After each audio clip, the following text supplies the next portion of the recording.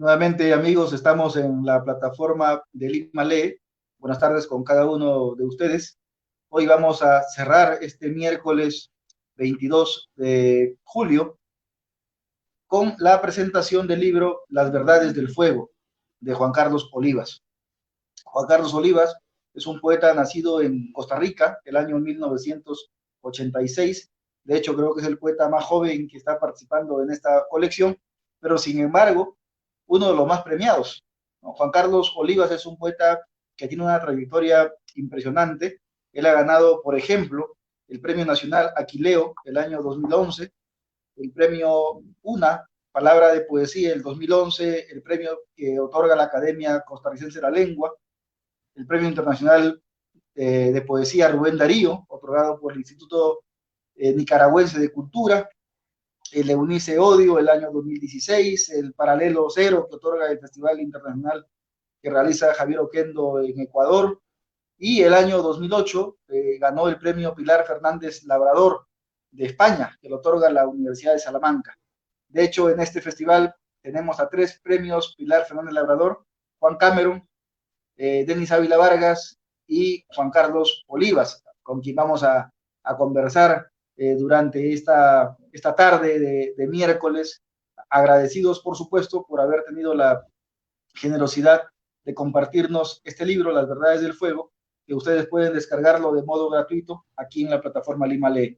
En este post hay un enlace, ustedes hacen clic al enlace y automáticamente ya tienen el libro de modo gratuito para que puedan leerlo y aprender más de la obra de Juan Carlos Olivas, nuestro hermano de la República de Costa Rica.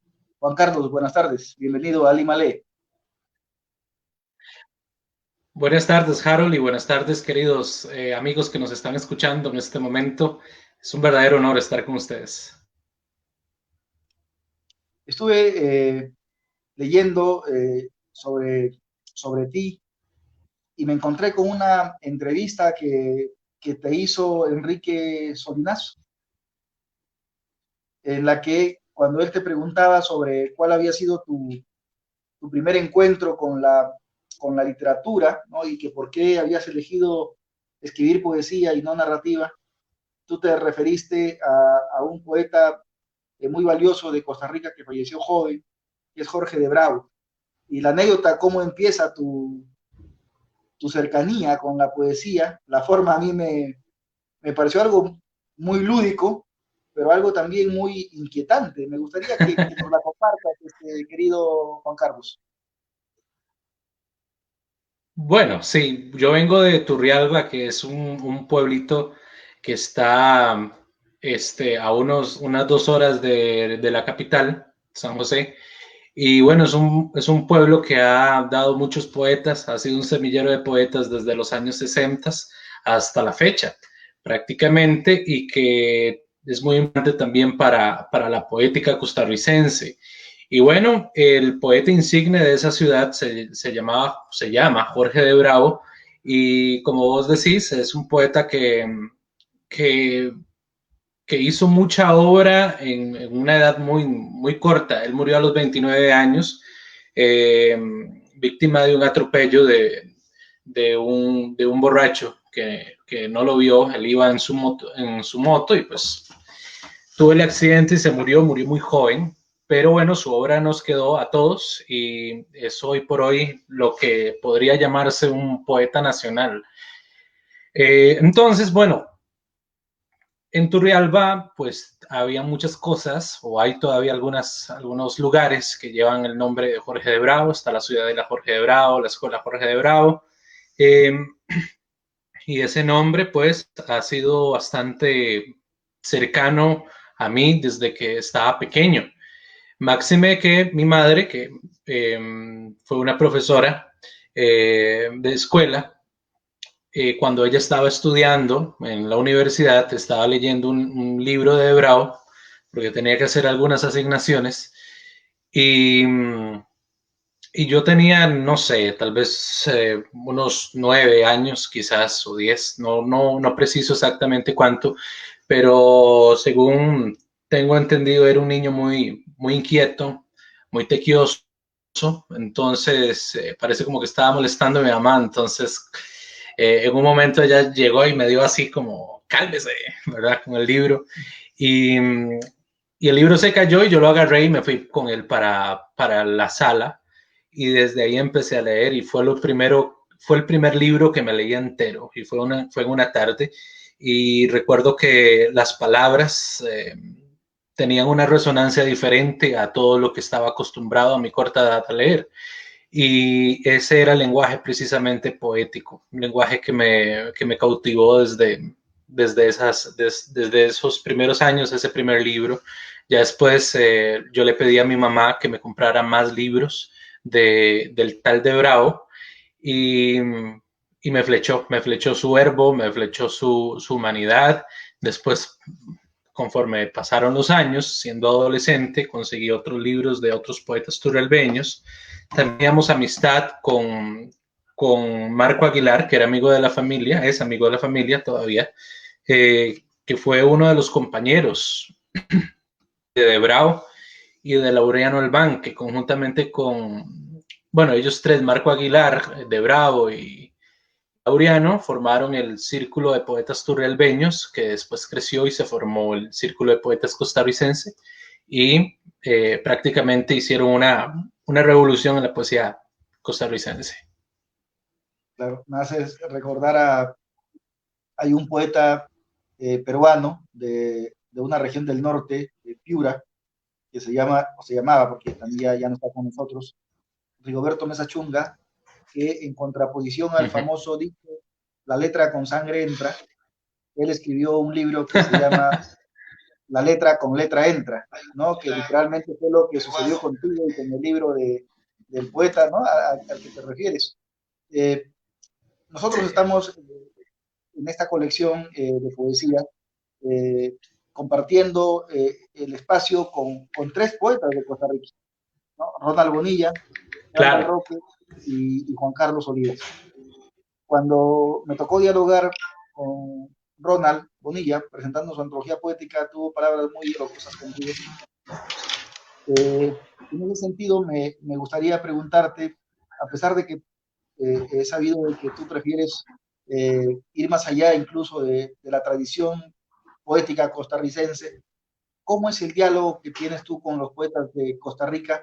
Porque pienso, por ejemplo, Denis Ávila Vargas, por citarlo, que él se refería a que Costa Rica es una ciudad prácticamente de cuatro espacios muy bien marcados en el que como que la poesía flamea y llama. Entonces, lo mismo me comenta Randall, así que yo estoy totalmente entusiasmado por ir y estrecharte tu mano en Costa Rica, por supuesto. Me gustaría saber cuál es ese diálogo que tienes, Juan Carlos, con los poetas, primero de Costa Rica, para después partir a los otros escenarios que también sé que han fortalecido tu literatura. Claro, no, evidentemente pues ha sido algo primordial en mi obra. Como te dije, desde niño estuve como acostumbrado a escuchar la palabra poeta, porque llegaba el poeta Marco Aguilar a la casa y yo estaba pequeño y me decían, él es poeta. Yo tal vez no entendía muy bien qué era eso, pero desde que estaba pequeño había cierto contacto con los poetas, con los artistas. En mi propia familia hay varios escritores también y pues entonces creo que el contacto se empezó a dar más cuando decidí empezar a escribir y empezar a buscar tal vez a personas que estuvieran en las mismas, ¿verdad? Buscando lo mismo, que era crecer a nivel literario. Entonces en mi pueblo logré o más bien logramos reunirnos varios jóvenes y hacer una suerte de taller literario que se llamó Los Despiertos, allá en la prehistoria. Y varios amigos muy generosos nos tendieron la mano al principio, los poetas turralbeños, Francisco Delgado, Eric Salas, y luego Laureano Albán, que fue quizás uno de los poetas que más ha trascendido en este país.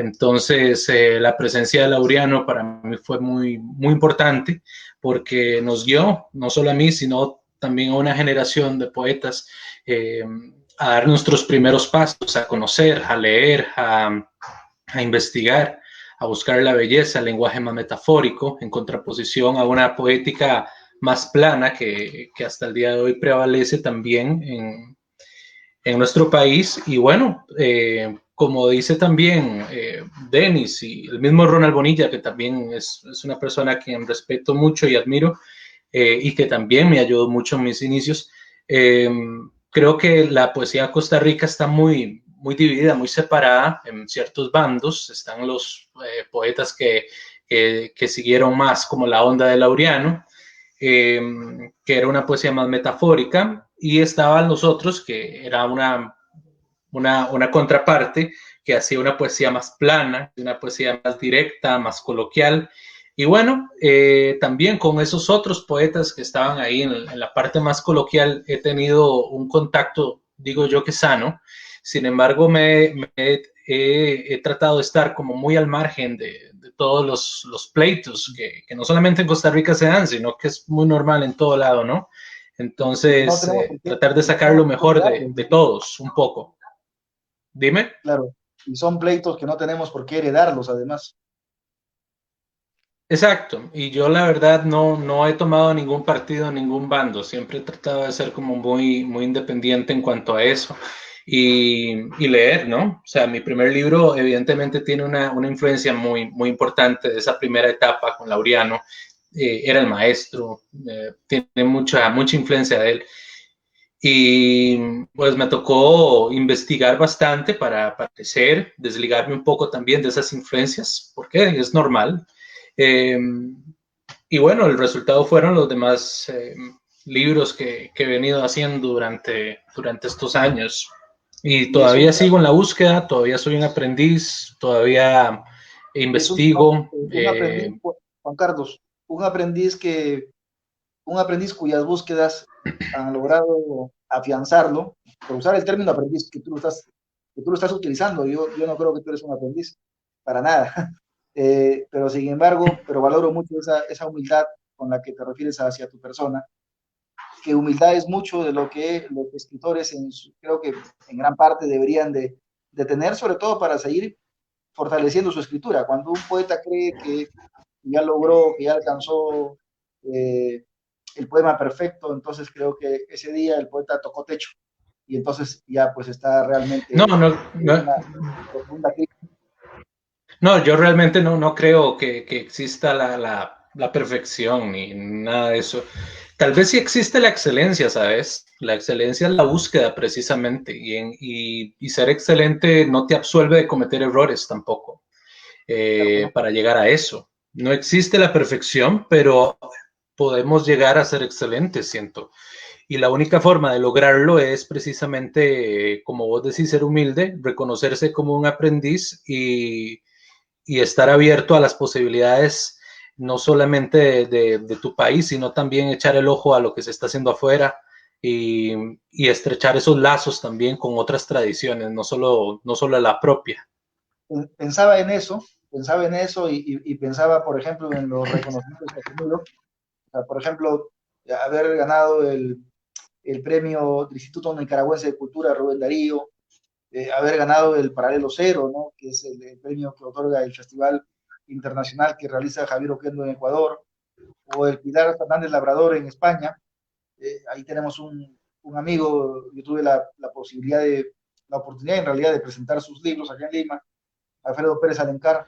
Eh, Estamos hablando de que tu literatura ha sido, como quien dice, ya fedateada, ¿no? Oleada y sacramentada por territorios que no son los tuyos, pero que sin embargo son territorios que sí son, digamos, los tuyos en el sentido de que son territorios por los que transitas gracias al mismo lenguaje. O sea, si Claro, podemos ¿no? hablar de un espacio geográfico, esa geografía podría muy bien configurarse en la lengua, ¿no? Y en ese sentido, Sí, sí, ese dominio o esa destreza que has tenido tú al no dejarte de pronto invadir por poesía plana o por poesía netamente metafórica, sino de repente por estar en las márgenes o al centro, ha permitido a ti entregar libros valiosos que han merecido estos reconocimientos. Yo creo que En ese sentido, habla muy bien también de tu madurez a pesar de los 36 años que tienes, porque eres un hombre joven todavía, Juan Carlos. Sí, pero es un defecto que se quita con los años. Eso sí es cierto, la juventud es una enfermedad que se quita con los años. Exacto. No, no, pero yo te digo que para mí estos premios, más allá de si tienen un prestigio, te ponen una palestra o lo que quieras llamar, yo siento que más me ha gustado de esto es precisamente la oportunidad de viajar y conocer algunos otros países, otras culturas y también a otros grandes escritores, hacer amigos y nutrirme también de los consejos de otros lugares. O sea, creo que el Darío fue, digamos, el primer premio afuera grande que gané y eso pues me alegró muchísimo porque ese premio lo han ganado poetas como Roberto Fernández Retamar de Cuba, el mismo coterráneo de ustedes, Antonio Cisneros, lo ganó y realmente haber llegado hasta ahí fue maravilloso. Haber hecho una gira en Nicaragua después presentando el libro, fue genial.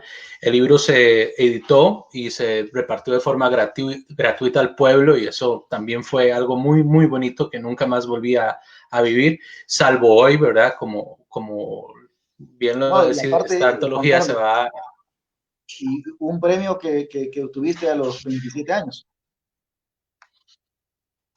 Sí, o menos, creo, ¿no? Creo que fue menos. Y bueno, el nacional también, el premio nacional acá, el Aquileo J. Echeverría con mi segundo libro, en el 2011, que eso fue un espaldarazo porque, eh, pues, como sabrás, también trajo muchos enemigos que decían, ¿cómo alguien tan joven va a darle el premio nacional y todo eso? Pero bueno, pasó. Vean, ¿no? Eh, la cosa es que afuera recibí el abrazo de la gente, recibí el abrazo de muchos amigos y de muchos poetas también, no solamente en Nicaragua, también se me dio el chance de publicar en El Salvador y ya después, bueno, vino este premio de Ecuador, que para mí fue fundamental, la manera, mi querido Javier Oquendo y demás amigos en el Festival Paralelo Cero y ese premio que tienen, donde es totalmente transparente todo, me parece a mí algo maravilloso. Eh, y ese viaje también significó mucho para mí. Conocí poetas no solamente del Ecuador, sino de otros lugares que me nutrieron en muchas formas, ¿verdad? No solamente en su poesía, sino también con su amistad. Y eso fue genial. Bueno, y ya después, recientemente el premio en España, ir a Europa por primera vez gracias a la poesía, pues fue algo maravilloso.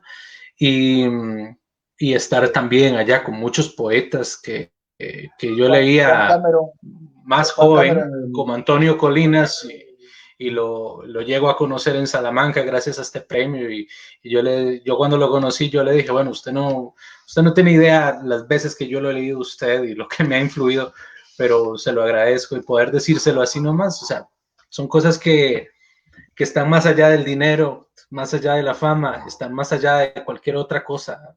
Eso es algo maravilloso.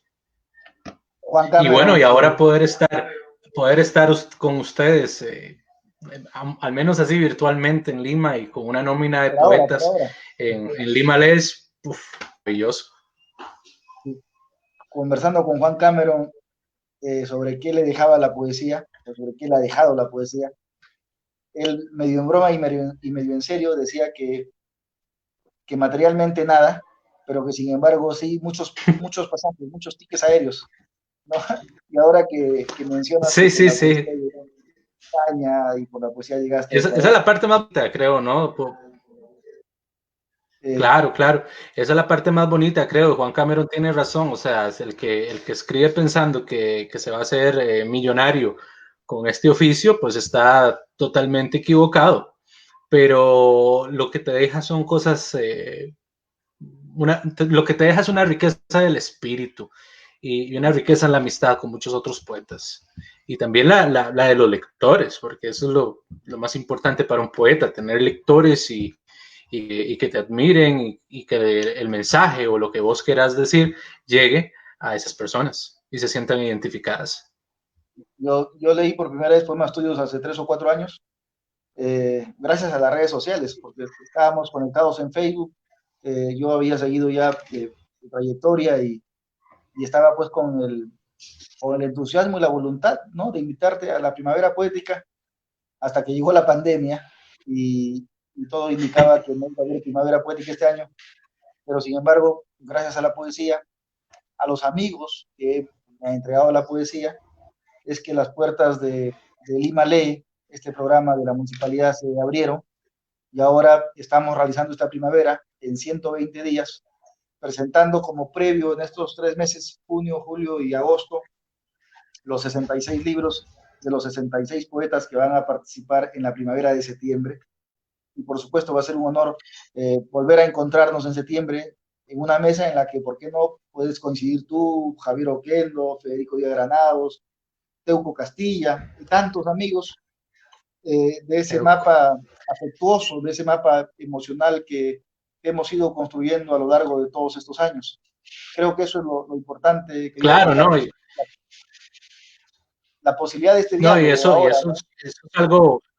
eso es algo muy loable realmente, y yo en lo personal te felicito porque sé que lo que haces es algo parecido a una especie de apostolado poético y no es fácil, ¿verdad? No es Pero lo fácil. haces con esa vocación que te caracteriza y es maravilloso. Nosotros como autores te lo agradecemos y yo sé que el público también. Te agradezco por esas palabras, Juan Carlos.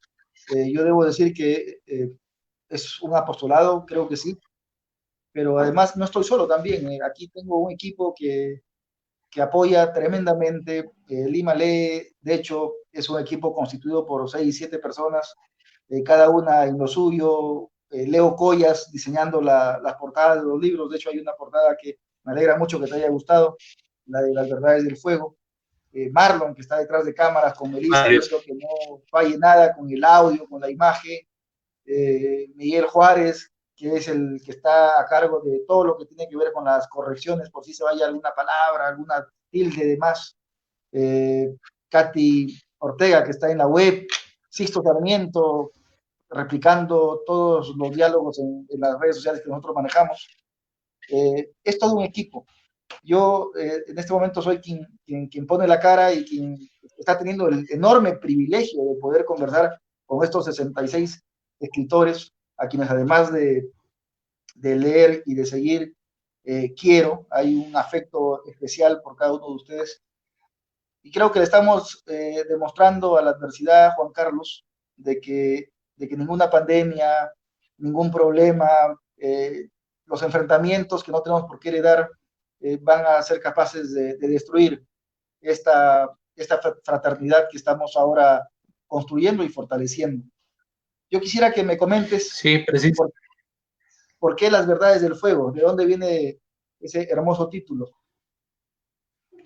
Bueno, es un título que vino a raíz de la selección de esos poemas, porque bueno, en realidad esta es una antología brevísima de algunos poemas de los últimos 3 libros. No pude incluir, por cuestión de espacio, ¿verdad? No pude incluir poemas de mis primeros libros, entonces decidí utilizar los últimos 3 libros que son En honor del delirio, La hija del agua y El año de la necesidad, algunos de los poemas más representativos de ahí y ponerlos bajo este título que se titula Las verdades del fuego. El fuego es un elemento, vos sabes que los poetas tienen elementos. Neruda era un poeta, por ejemplo, muy telúrico, también era un poeta del agua, ¿verdad?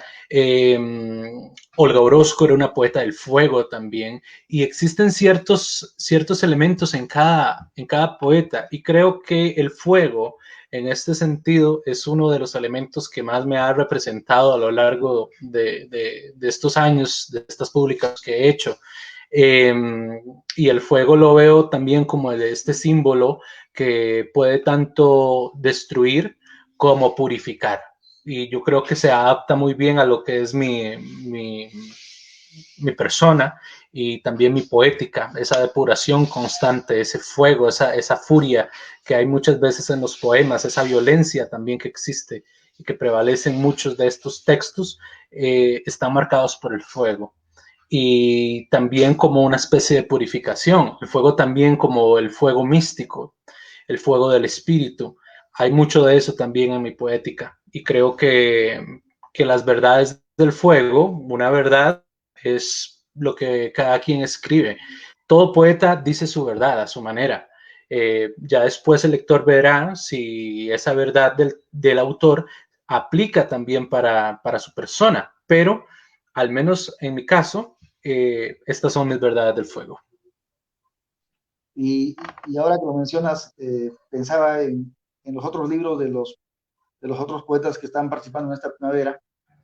Y por ejemplo, Mariana Libertad, la poeta venezolana que radica ya hace muchos años en Lima y que de hecho ya se nacionalizó peruana, el libro que nos está presentando o que estamos nosotros compartiendo en esta colección se llama La naturaleza química de las emanaciones, en la que precisamente habla de estos elementos a los que te refieres y que tú has elegido muy bien, creo, con el fuego. Eh, en el diálogo que tuviste con este escritor eh, Solinas, algo me sorprendió cuando te referiste a la producción editorial en tu país. Tú decías que había pasado de un año, se había publicado por lo menos 60 libros de poesía y casi en su mayoría por editoriales públicas. Es decir, las instituciones públicas sí le otorgan esta facilidad a la literatura al punto de publicar poesía. Te lo pregunto con sorpresa, porque, por ejemplo, aquí en el Perú solamente eso se ve pues, en programas como Lima Lee, pero recién esto es algo que tiene 4 o 5 años, Claro. porque llegaron poetas a este programa. Si no, no se hubiese dado. Entonces, mi pregunta va por eso. El Ministerio de Cultura, las instituciones de la Dirección del Libro y la Lectura, instituciones que tienen que ver con la promoción del libro, no se dedican a publicar libros de poesía.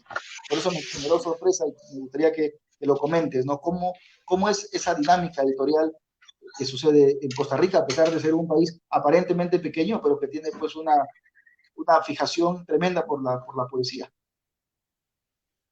Sí, no, claro, esto no es nuevo. En realidad esto viene desde mediados de los 60 o a finales de los 60 cuando se creó el Ministerio de Cultura de Costa Rica y precisamente fue iniciativa de gente como Alfonso Chávez, grandes escritores de acá, que decidieron también formar lo que fue la Editorial Costa Rica, que era una editorial estatal, costeada por el Estado, que ponía en las manos del pueblo pues las obras de los escritores costarricenses en esas épocas.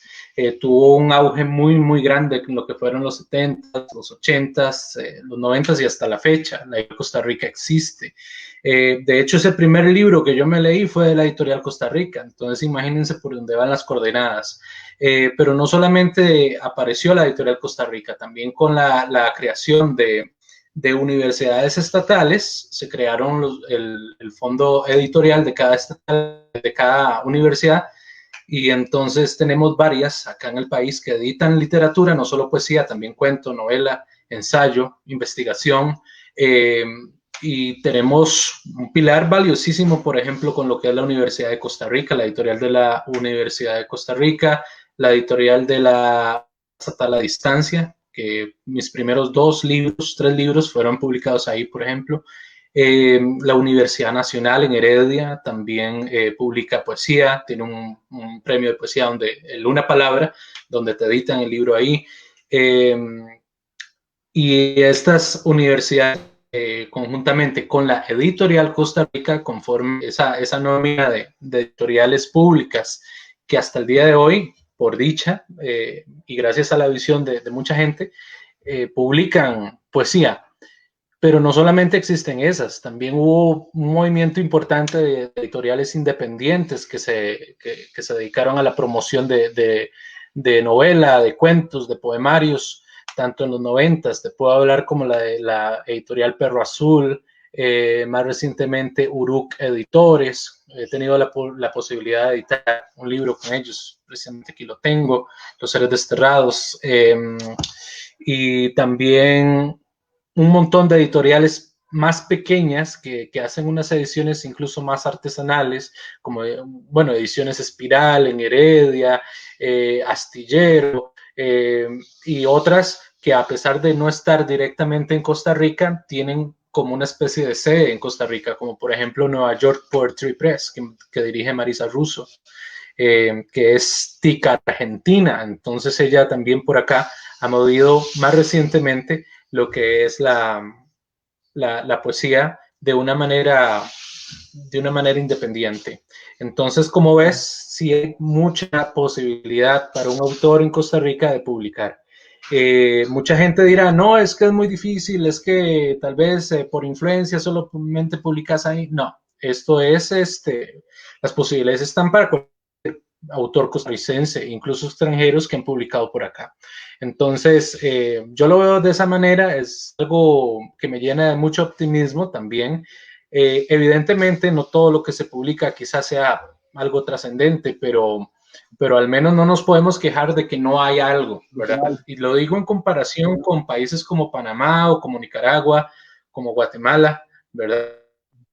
Que donde yo he visto que no es, donde no es tan grande el movimiento editorial. Entonces Costa Rica puede decirse que es muy privilegiada. También tenemos una feria internacional del libro que se hace cada año, que reúne cualquier cantidad de gente diaria, o sea, pueden haber 2.000, 3.000 personas diariamente con cualquier cantidad de promociones, de presentaciones de libros. Se han invitado muchísimos poetas también de afuera. Hemos tenido, por ejemplo, a Derek Walcott, premio Nobel, leyendo poesía en la Feria Internacional del Libro de Costa Rica, ahí a la par de las editoriales independientes, de sus stands, conviviendo también con las editoriales públicas que están ahí y otras de afuera. Hemos tenido, bueno, cualquier cantidad de poetas, de narradores importantísimos que han llegado a esa feria y que realmente han marcado y han creado una cultura de lectores también. Entonces, bueno, no nos podemos quejar ni ser tampoco tan mezquinos de decir que en Costa Rica no sucede nada desde el Big Bang. No, y está bien, y te escucho y no dejo de pensar en cuándo será el día en el que acá también podamos decir, la universidad tal está publicando libros de poesía, la universidad privada está publicando libros de poesía, el fondo editorial del Congreso publica libros de poesía, ¿no? Ojalá que suceda. Yo tengo Ojalá, ojalá que yo sí. tengo la secreta esperanza de que así sea. Hay que tener visión y también defenderlo con los dientes y proteger esos patrimonios que al fin y al cabo al que benefician es al pueblo, ¿no? Educar al Exacto. pueblo creo que es la clave para resolver muchos problemas sociales, no solamente en Costa Rica, sino en todo lado. Un Y pueblo por supuesto, educado es peligroso para hay, los poderosos y oscuros. sí, acá hay una industria editorial muy importante, eh, y hay un movimiento editorial fuerte, diría yo, pero efectivamente más ligado a la narrativa que a la poesía, ¿no? Por eso nosotros con la Primavera Poética, con eventos como los que estamos haciendo ahora en Limalé, lo que tratamos es de devolverle ese lugar o importancia a la poesía, ¿no? De recuperar esa atención de los que necesitamos sean nuestros lectores, ¿no? O estamos a la casa de nuevos lectores, porque la poesía en realidad para momentos como los que estamos ahora sobreviviendo es determinante, no solamente para Claro. entender nuestra interioridad, sino también para fortalecer nuestro espíritu, para fortalecer nuestras convicciones, para fortalecer ese sentido de, como tú acabas de decir, de la visión, ¿no es cierto?, de lo que debería ser nuestro futuro inmediato. Quisiera, Juan Carlos, antes de pedirte que nos compartas algunos poemas, transmitirte los saludos de Eduardo Fonseca Vargas, que está conectado siguiendo esta transmisión. María Juliana Villafán dice que le Eduardo, un encanta abrazo. escucharte. Alex Roalba, te envío un fuerte abrazo. Muchas Juan gracias. Suárez Toaño está también encantado, dice que eres un poeta excelente.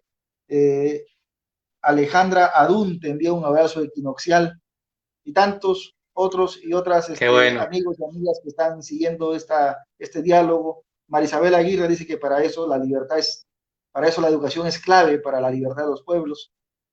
Valoro mucho que lleguemos a estas reflexiones conversando contigo, Juan Carlos, con un poeta a quien respetamos y valoramos. Ahora sí, me gustaría que vayamos a las verdades del fuego y por favor nos compartas tu poesía. Claro que sí, no, y muchas gracias a los amigos que en este momento están conectados, los aprecio mucho, algunos los conozco, son grandes amigos míos y les mando un abrazo grandísimo, y también para las personas que no conozco, que están siguiéndonos, es un verdadero gusto, un placer. Y bueno, les leo, no sé cuántos poemas, Harold, tal vez Empezamos con uno, voy de leyendo pronto uno y comentamos. hablamos un poquito. Ok. Bien, voy a leer un poema que está dedicado a mi hijo Juan Pablo. Que además es un gran Este pintor. poema lo escribí luego de un viaje. Sí, sí, bueno, le gusta mucho el arte y ahí Y, está haciendo y es cositas. seguidor Eh, de las pinturas de Juan Pablo. sí, sí, Juan pues ahí está pintando bastante. Tenemos muchos amigos que son pintores también y que no, bueno, antes de la pandemia nos visitaban mucho por acá o los visitábamos nosotros. Entonces, él también está creciendo en un entorno muy artístico. Y bueno, Bueno, este poema fue escrito luego de un viaje a Nueva York y después de un festival que tuvimos por allá nos escapamos en peregrinación a Camden, New Jersey, para buscar la tumba de Walt Whitman.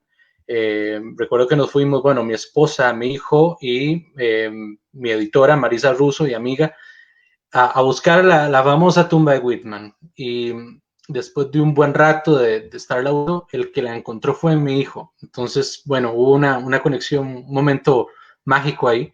Y bueno, le dediqué este poema que se llama Otoño en Camden. Camino junto a mi hijo por el cementerio de Harley. Los árboles, como faros quemándose, se agitan sobre el lago. Se quiebran en el reflejo de las alas de los patos y los nombres y fechas que se ahogan en su orilla. Buscamos la tumba de Whitman. En el sendero, por cada paso que doy, mi hijo da 3 pasos. No sabe que el tiempo es un compás y que los años cambian los roles de los músicos, como cambia de ritmo el paso del caminante. Pronto crecerá y seré yo el que tenga que seguirlo a él, apurar el paso para caminar sobre las aguas, hacer prodigios o andar por las tumbas hasta encontrar a un poeta desconocido que acaso seré yo. Ya habrá tiempo para que la muerte pase su mano vetusta y llene de gris el miedo y el recuerdo. Por ahora somos relativamente jóvenes y buscamos la poesía americana para tomarnos fotos y leer raros textos que no sabemos de memoria. La vemos a lo lejos, una pequeña casa hecha de piedras, escondida entre raíces y hojas secas. El viejo Walt nos saluda desde el frío que habita en la extensa hiedra de otros mundos y recuerdo aquellos versos que escribió, porque cada átomo que soy te pertenece, como ahora pertenecemos a esta parte exacta del otoño en Camden, donde mi hijo guarda una hoja de hierba entre su abrigo y camina 3 pasos por cada paso que doy hacia la música en el reverso del aire. Hermoso poema, Juan Carlos. Gracias por esa lectura y efectivamente queremos seguir escuchándote. Así que por favor, adelante con el siguiente. Bueno, voy a leer un poema en honor del delirio. Se llama Hallazgo en Altamira. Precisamente, un poema.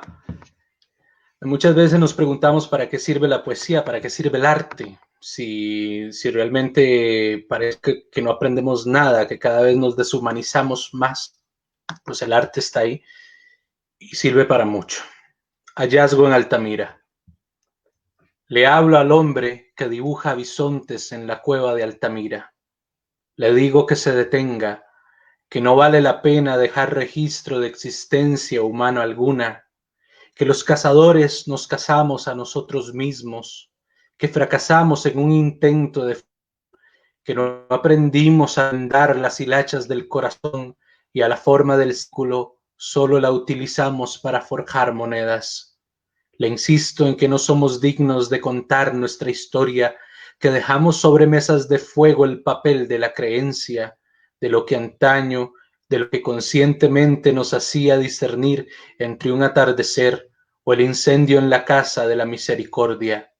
Le digo que se vaya, que ya basta, que no se atreva, que para qué tanta lata en sobrevivir más allá de la memoria.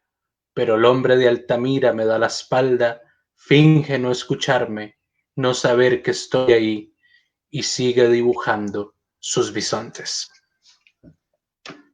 Gracias por ese poema, Juan Carlos. Ahora que hablábamos de la cultura y la posibilidad de las publicaciones, me gustaría pedirte que si nos podrías compartir de repente Ladrones de Libros. Ah, sí. Ese es un poema también de Honor del Delirio. No, y el Está club dedicado a unos amigos. más. Está dedicado a unos amigos que nunca me devolvieron algunos libros y después de este poema empezaron a reaparecer esos libros en mi biblioteca, pero bueno, algunos no han vuelto. La libros tiene un epígrafe de Wisława Szymborska que dice: todo es mío y nada me pertenece, nada pertenece a la memoria, todo es mío mientras lo contemplo. Loado sea el ladrón de la cultura, el que no puede comprar libros, pero los ama, y siente un escalofrío que le sube al espinazo cuando abre las páginas y las huele. Bendito sea el amigo que deja pasar a su amigo a su biblioteca personal y presta sus libros sabiendo que el otro no los va a devolver y no le importa. Más bendito aún aquel que los devuelve y se da cuenta de que arranca un pedazo de su piel u otra extremidad y lo otorga como un pan al dueño que no entiende lo que pasa. Alabado sea el coleccionista de rarezas, el vigía de las primeras ediciones firmadas, el que deja una lágrima de felicidad sobre las tapas de cuero, al que conoce aún el papel Biblia y desprecia los libros digitales, que nunca le falte el atento a los muchachos que sedujeron a las bibliotecarias de la universidad para obtener ciertos favores en pro de la lectura y llegaron a enamorarse realmente, hicieron amor entre los anaqueles del mundo y en cada idioma que aprendieron dejaron un orgasmo. Que nadie olvide las librerías de segunda mano, donde dos aprendices de poetas se las ingeniaban para distraer al vendedor y en sus mochilas escondían los libros de Shelley, de Szymborska, de espíritus cuyos nombres fueron escritos sobre el agua o alucinaron en baratos hoteles de una noche, o se tendieron a la piedra del sol a ver pasar ovnis de oro bajo la noche estrellada. Que los ofenda a los lectores, que los dejen ahí con sus libros en un instante del paraíso, pues el infierno que les espera, según Dante, es tan solo vivir sin esperanza. Al final, después de todo, no nos saldrá tan caro delinquir, y la belleza más grande consiste en llevarnos a casa lo que nos fue prohibido. Muchas gracias, Juan Carlos, por ese Gracias. poema. Wisława es mi poeta predilecta, dice la poeta Gloria Mendoza Borda, con quien vamos a estar el día viernes dialogando y presentando su libro de poemas. Juan Suárez Proaño Qué dice, bien. es mi poema favoritos. Creo que es de Ecuador, Juan Suárez Proaño. Entonces, Sí, él es un poeta ecuatoriano muy bueno. sí, eso es lo que me entusiasma, esta, esta solidaridad, esta fraternidad de escuchar al amigo, ¿no? O sea, esta reunión de, podemos estar dialogando los dos, pero están siguiendo la transmisión poetas a quienes queremos y respetamos. Y creo que eso es un hermoso mensaje de unidad, de paz, sobre todo en estos momentos. Nos ganó la hora, querido Juan Carlos, Sí, pero no, definitivamente. no sé, ya que estamos yo siento que tú estás acá en Perú, así que ya que estamos en Perú, de repente podrías compartirnos como último poema por ahora, ese poema en torno a la fotografía de César Vallejo. Sí, esa fotografía, bueno, también está basada en una especie no sé, epifanía que tuvimos un día. Estábamos arreglando las bibliotecas y se cayó una fotografía de Vallejo, esa famosa fotografía donde sale así, como desenfadado, ¿no? Como esperando un tren, no sé. Y mi esposa me dijo, bueno, entonces es así como terminan los poetas. Y nos morimos de la risa en la casa. Y de ahí salió este poema que se llama Mientras mirábamos una fotografía de Vallejo. Está incluido en el año de la necesidad. Partimos de la premisa de que el poeta es un ser de las sombras, no como un ángel gótico con una flor maldita en los bolsillos, sino simple y llanamente de las sombras. Nadie le dijo que eligiera el fracaso, ni que se contuviera de reír en las más raras circunstancias, pero el poeta acaso fue llamado a servir de testigo a la infelicidad. Le fueron encomendadas ciertas dosis de sufrimiento y unos gastaron su dolor de tal forma que llegaron como Pessoa a fingir el dolor para sentirlo. De nada les sirve la verdad, ni morder con sus dientes postizos la cabeza de un fénix. A los poetas no les va bien posar para las fotografías. Usualmente salen pálidos o despeinados, demasiado flacos o demasiado obesos, y sus ojos de hambre siempre están mirando hacia otro lado. Un día me encontré una foto de Vallejo, estaba haciendo la limpieza anual de vacaciones y cayó desde una de las estanterías de la biblioteca. Tú miraste al suelo y la cogiste, y tomándola de una de las esquinas me dijiste, entonces es así como dominan los poetas. No dije nada, la desempolvé y la volví a guardar entre la página 23 y 24 de Trilce. Quizás tenías razón. Es posible que algún día termine viejo, apoyando mi cabeza en el bastón, con un par de valijas cuyo adentro ignoro, esperando el tren que no ha de llegar a la estación jamás, sino tal vez a unas pocas palabras o tachones que se extienden de un lado al otro de lo que fue mi vida. Y es que a veces quiero reír, pero me sale mal. Y es que a veces te oigo llegar desde la habitación y se convierte en espuma tu rostro si lo toco. Me canso de tener un trabajo normal que me crean respetable. Pero volviendo a lo que estábamos, sí, los poetas son seres de sombras y a pesar de sí mismos, un día tienen la necesidad de iluminarlo todo.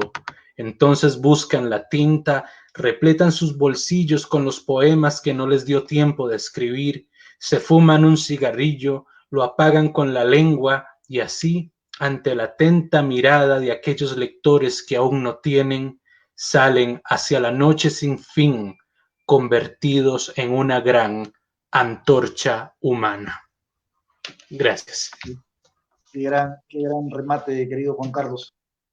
Muchísimas gracias por tu poesía. Gracias por compartir con nosotros este momento de presentación. Contento, agradecido y sobre todo con la esperanza de que nos reencontremos en septiembre. Vamos a estar juntos en el Festival Primavera Poética. Eres parte de la primavera, eres parte de Lima Lee y por supuesto eres uno de nuestros amigos, ¿no? Que ya hemos empezado a caminar con este tipo de proyectos necesarios. Muchas gracias, Juan Carlos Olivas. Ha sido Juan Muchas Carlos gracias, Olivas. Harold, de verdad, y a todo el equipo que está haciendo Primavera Poética, a Lima Lee, también al alcalde de Lima, por esa proyección, por no dejar morir la cultura y la palabra escrita, no solamente de Perú, sino también a través de Perú, de toda Latinoamérica. Y eso es algo fabuloso. Espero de verdad poder estar con ustedes el otro año, que las circunstancias mejoren para todos y que podamos finalmente reunirnos y abrazarnos. Así será, querido Juan Carlos. Estamos en esta primavera, estamos en septiembre nuevamente. El día de mañana seguimos con las presentaciones. Al mediodía vamos a presentar a Carmen Maroto desde España. Posteriormente presentaremos a Tati Torres de Chile. Después a Mayrín Cruz Bernal de Puerto Rico. Y vamos a concluir con la presentación de Enrique Bernales de Perú, que radica en Estados Unidos. Así que mañana retornamos con más libros de esta hermosa colección de Primavera Poética que está publicando Lima Lee. Gracias, buenas tardes, Juan Carlos. Muchas gracias. Gracias a ustedes de verdad y de nuevo a todos los que nos estuvieron escuchando también las gracias y mi abrazo desde Costa Rica. Gracias. Buenas tardes. Hasta mañana.